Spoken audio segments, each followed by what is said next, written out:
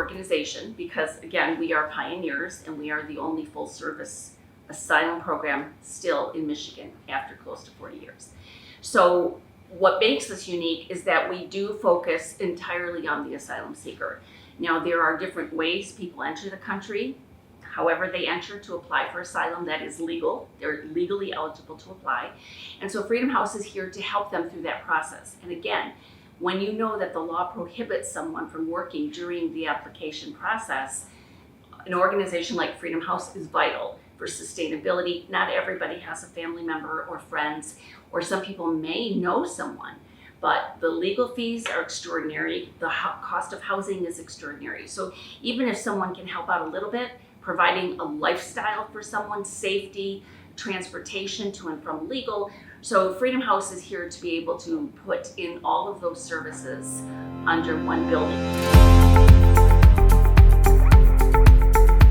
I did my course more than 12 years ago.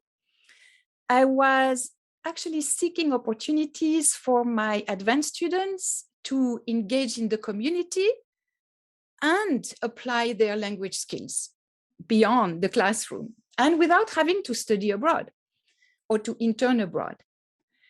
And I was inspired by some of my RC colleagues who actually pioneered engage in academic learning.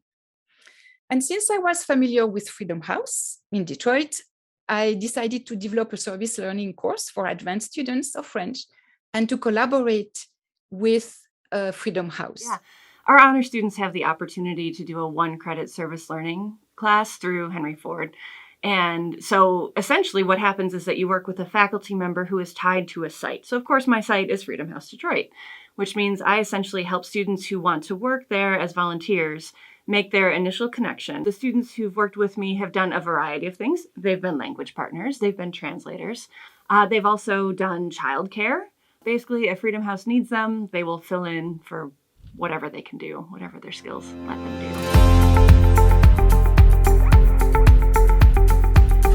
Well, I would say that beyond the academic component, a service learning course benefits students in various ways.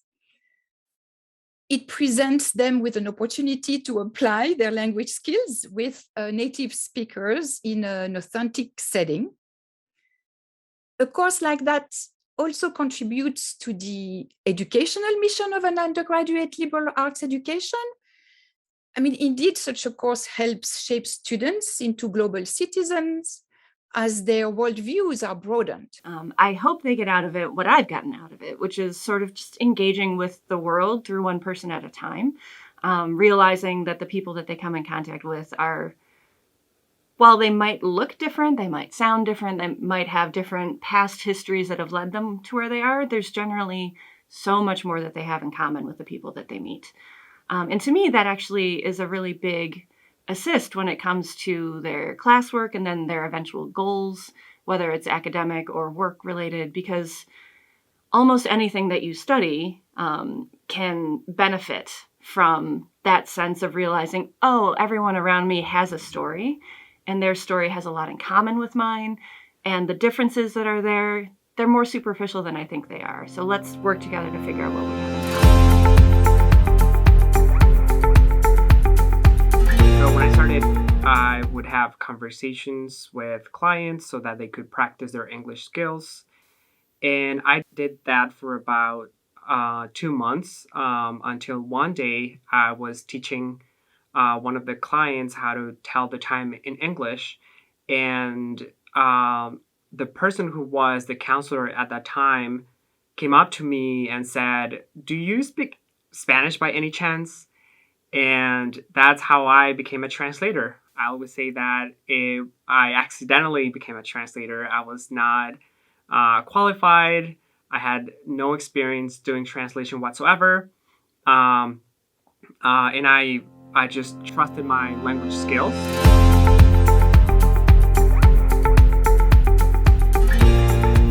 A lot of that is what I tried to express in my capstone project. At the time, I was a very young choreographer. I hadn't had a lot of experience in translating emotion and different types of lived experiences into movement, so it was a challenge at the time. And what I tried to do was express how difficult it was to watch people in difficult situations, to see people that come from really, really traumatic suffering and work so hard towards a goal. That's what I tried to communicate through the dance performance. I guess, so this was kind of the first, like, real translation work I had done, and I still don't really know what I mean when I say, like, real translation work, because at first, in my head, I was like, oh, real translation work would be, like, something literary, like a poem or a story or whatever, not, like, a testimony, but the thing about translating a testimony, that I can't remember, like, which famous, like, translation theorist wrote this, but there's something about translation and life and death of a text, and then when you are translating testimony, it leaves, like, it is literally a life or death translation that you're doing for a person who you don't know and who you're probably never going to meet. And I mean, that in itself is just, that's very daunting as a task. And then it just becomes real in this way that is both accessible but inaccessible. So I think one major challenge was figuring out how many, like, liberties I could take with the text that I was translating.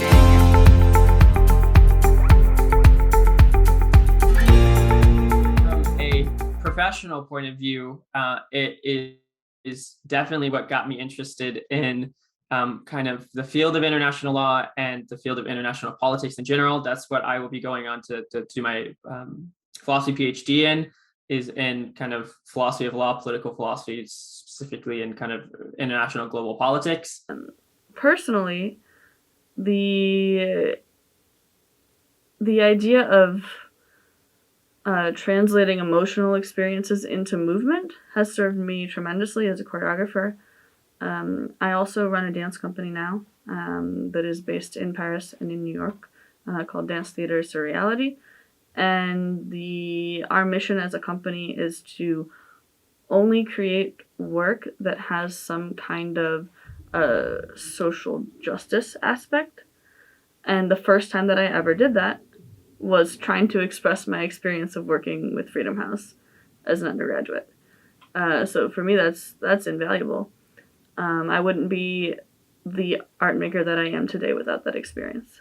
But on a personal level, I think my answer has to do a bit with how it is that we think about literature and how we think about fiction and truth and why we feel some things are true or not true. So I guess personally it has, and I guess because I'm a graduate student in literature, I guess that could also be professional to have this kind of help me think about how I ask questions of narrators and voice and stuff in writing.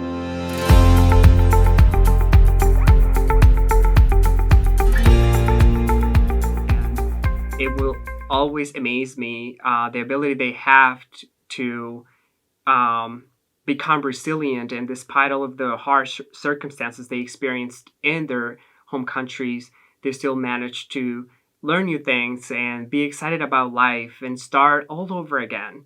They made me believe in second opportunities, and I think as painful as it is, this entire process of seeking asylum, I think there's always that call for hope, and I have become a more hopeful person.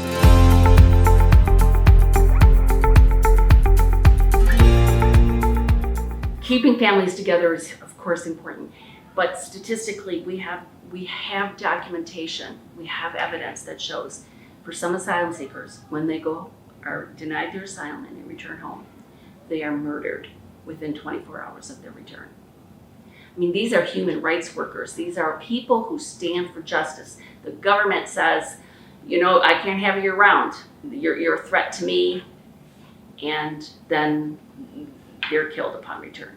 So when I say you're saving lives, or we're saving lives, you being a partner at Freedom House, you as a translator, for every asylum interview, for every house meeting you translate, for every one-on-one meeting that you translate, you are taking part in saving lives and keeping family together. That's just what you do here.